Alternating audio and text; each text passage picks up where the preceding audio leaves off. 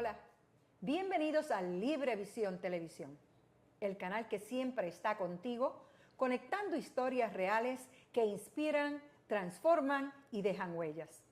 Gracias por acompañarnos a través de nuestras plataformas digitales como lo es Roku, Amazon Fire, Apple TV, Google TV, en todas las redes sociales, en todos los teléfonos y en nuestra página web librevisiontv.com.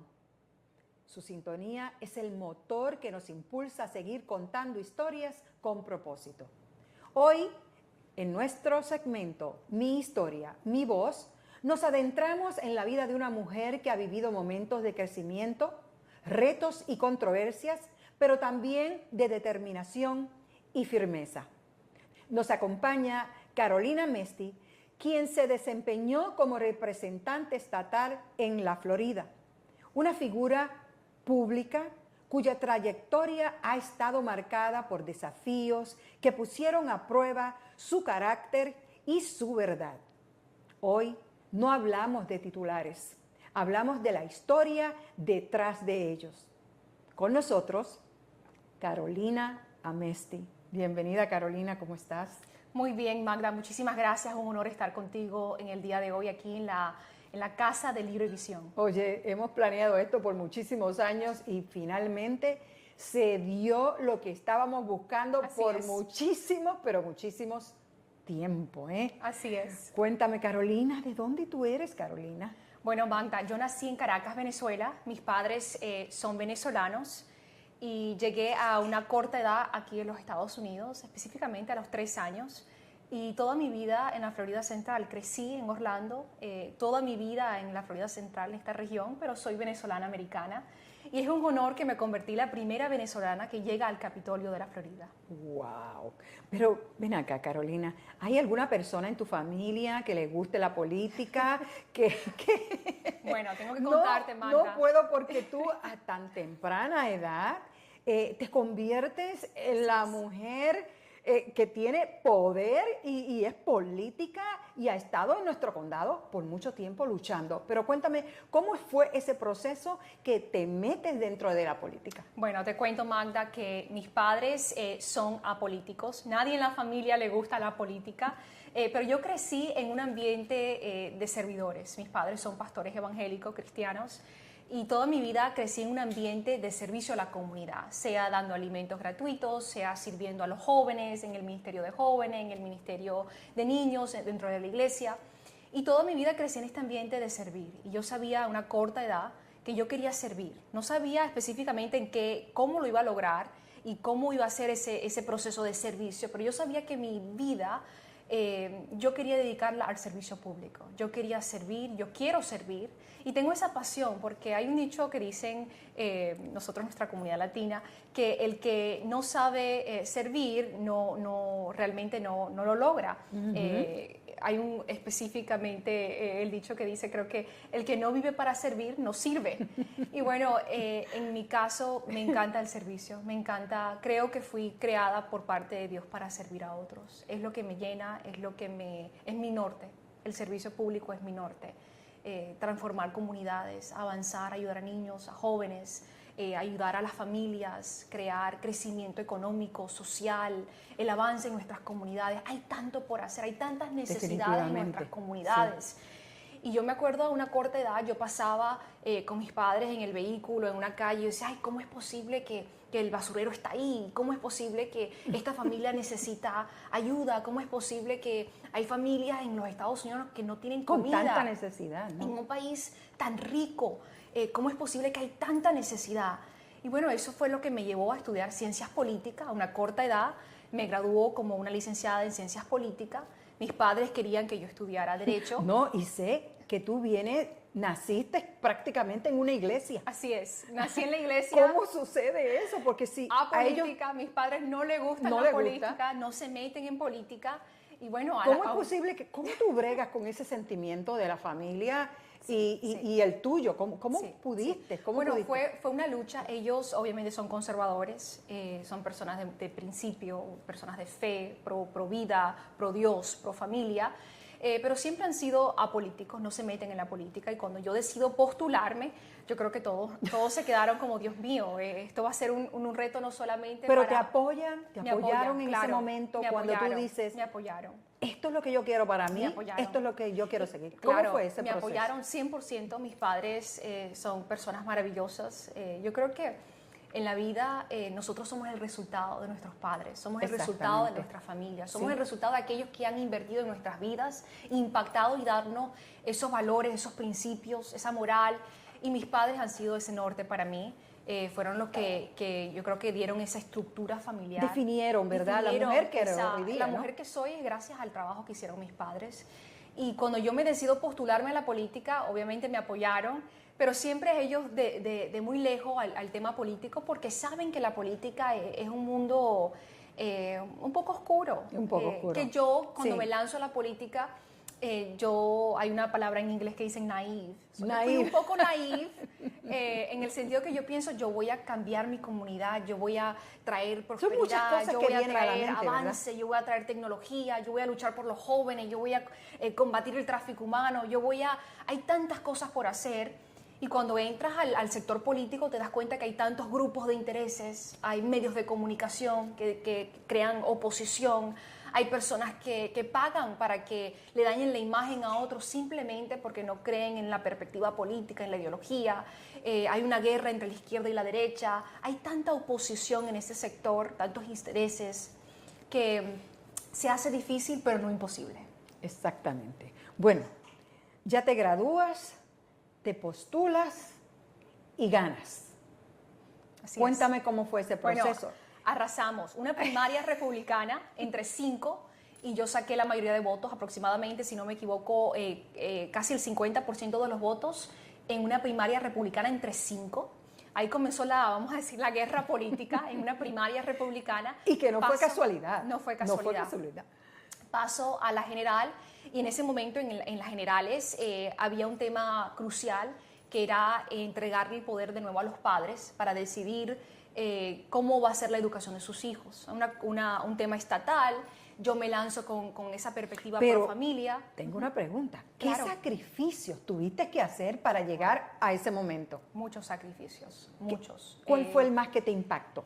Yo creo que el sacrificio más impactante que yo pude atravesar a través de la política En ese momento. es saber que a veces pueden decir cosas de ti que no son ciertas, mas sin embargo tienes que mantenerte callada y avanzar.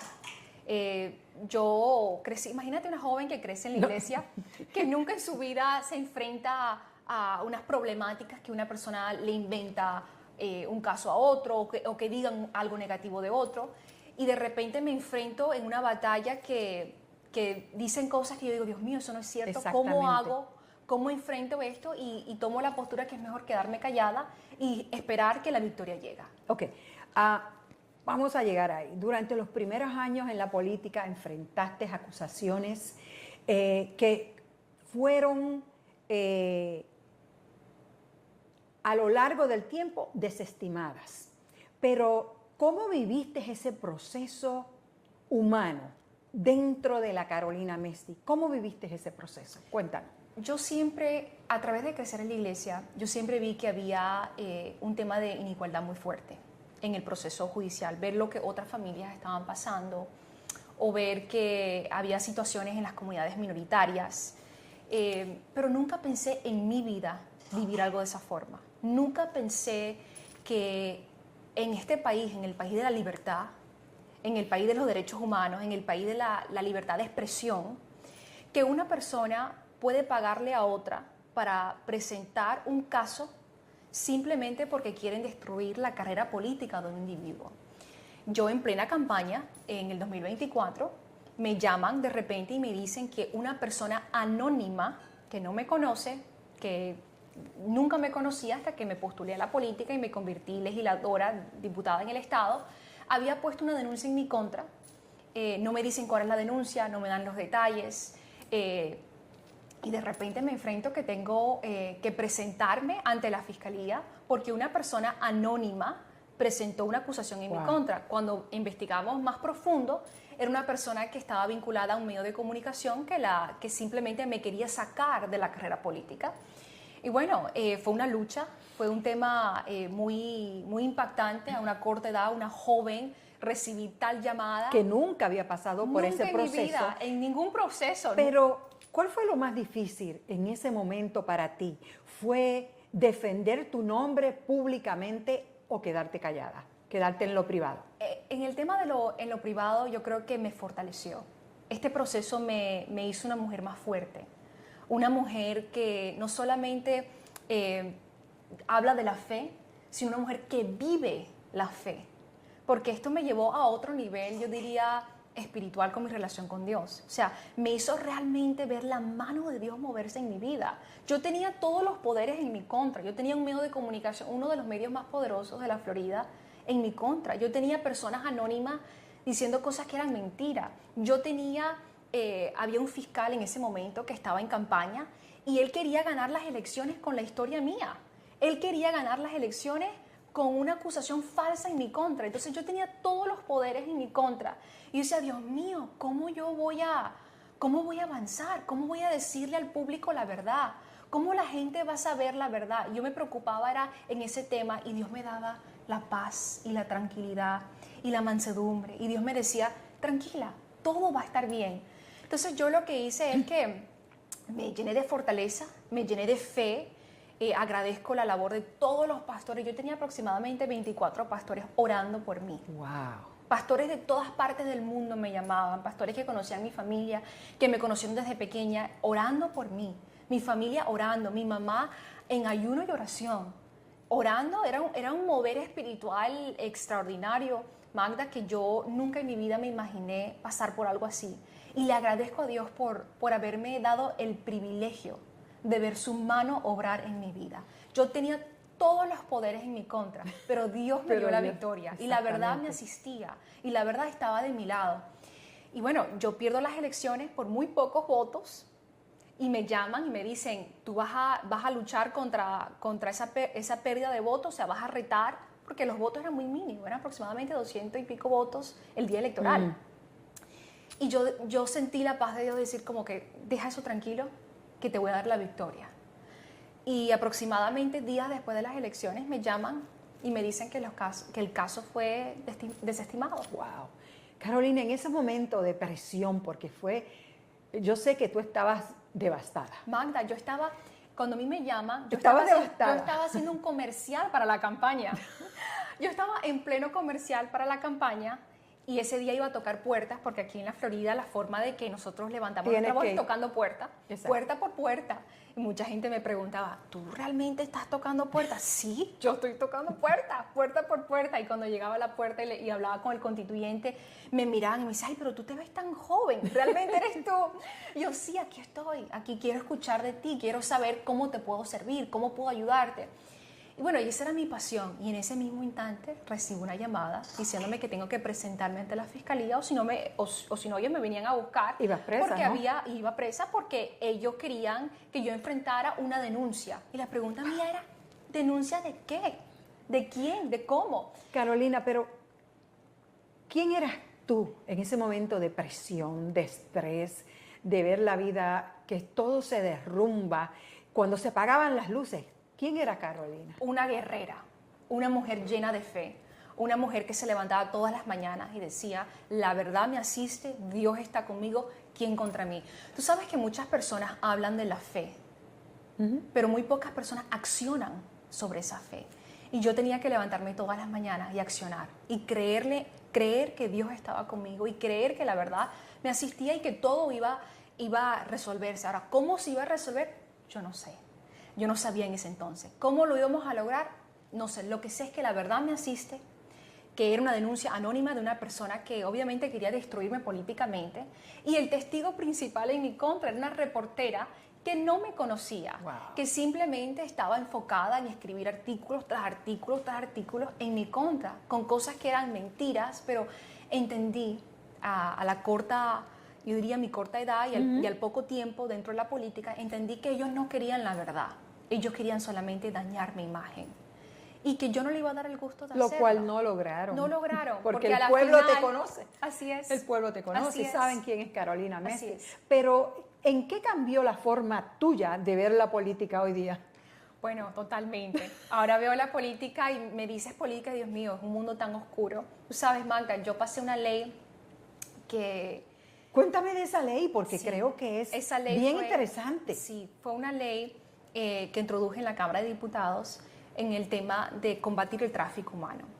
Cuando yo vi que jóvenes menores de 21 años, específicamente niñas de 17 años, podían trabajar en la industria del entretenimiento de adulto y esa industria era el gateway, la puerta abierta para ser traficada y que la Florida es número 3 en tráfico humano, yo dije, tenemos que hacer algo y voy a luchar contra esto. Y presento una ley, obtuve mucha oposición en la Cámara de Diputados, no querían que la ley pasara, pero por la misericordia de nuestro Dios, el último día de sesión legislativa, la ley pasa. Y en el mes de mayo del 2024 el gobernador firma esa ley y ahora es ley en la Florida que personas menores de 21 años no pueden trabajar en la industria del entretenimiento de adulto porque sabemos que esta industria es una puerta abierta para el tráfico, específicamente el tráfico de niñas en la Florida. Sí. Y bueno, fue una lucha, me trajo muchos oponentes, muchos opositores. Yo recibía todo tipo de llamadas en mi oficina. Mi equipo, me acuerdo yo que me decían, Dios mío, representante, ¿cómo vamos a hacer tanta oposición? Y yo decía, no vamos a detenernos en el tema de la oposición. Vamos a enfocarnos en el servicio. Las jóvenes que estamos salvando en nuestro estado, las jóvenes, yo tengo 2 sobrinas. Wow. Imaginarme que niñas de 17 años trabajen en la industria del entretenimiento y sean traficadas, me partía el alma. Y yo sabía que tenía algo que hacer sobre el tema y lo luchamos, lo logramos. Y es Qué ley bueno, ahora en la qué Florida. bueno. Así que personas menores de 21 no pueden trabajar en esa industria. ¿Qué mensaje tú le envías a personas, verdad, que atraviesan por juicios políticos por donde tú pasaste? ¿Qué mensaje tú le envías a ellos? Bueno, mi mensaje es a los jóvenes en la Florida que vieron todo lo que sucedió y muchos hasta me llamaban y me decían, estoy desanimado, no quiero meterme en la política, mira todo lo que te hicieron. Y mi mensaje hacia ellos es que no te rindas. Si tienes una visión de vida de servir al público y es realmente el servicio público, no el servicio hacia un sector, no el servicio hacia una empresa, no el servicio hacia uno propio, sino el servicio público. Si sientes que tu vocación es el servicio público, avanza, no te detengas. Agárrate, llénate de fe, llénate de mucha, yo diría, de mucha fe y de muchos principios y cree en ese norte que es el servicio público y sirve a tu comunidad. No va a ser fácil, ninguna carrera es fácil, siempre vamos a tener circunstancias en nuestra vida, pero lo más importante es que si hacemos las cosas bien y si seguimos ese norte de hacer las cosas rectas, de hacer las cosas con fe, con mucho positivismo, del servicio a nuestra comunidad y con el enfoque público, lo vas a lograr. No importa lo que te tiren, no importa todo lo que te puedan fabricar, no importa si la verdad te asiste, a la final la verdad siempre sale a la luz. Sabemos que estás repuesta, te repusiste de todo eso. Así es, que me te casé, pasó, te casaste, me casé. Estás feliz, Estoy estás feliz. felizmente. Así que un saludito para Jay por ahí, ¿verdad? Que nos Al está amor de mi viendo. vida, sí. Muy contenta, muy agradecida de parte de Dios por darnos ese privilegio. Tuvimos boda en diciembre y Qué bueno. muy contenta. Viste que detrás de la tormenta, ¿verdad? Siempre llega, sí. sale el sol. Así es. Sale el sol. Así es. Así es que yo te deseo lo mejor Ay, de lo gracias, mejor. Magda. Las historias que realmente importan no son las que se cuentan a medias, son las que se viven, ¿verdad? Se enfrentan y se superan. Hoy hemos escuchado una voz que nos recuerda que detrás de cada figura pública hay una historia humana, con caídas, aprendizajes y resiliencia. Soy Magda Iturrino y esto fue Mi Historia, Mi Voz. Nos vemos en la próxima.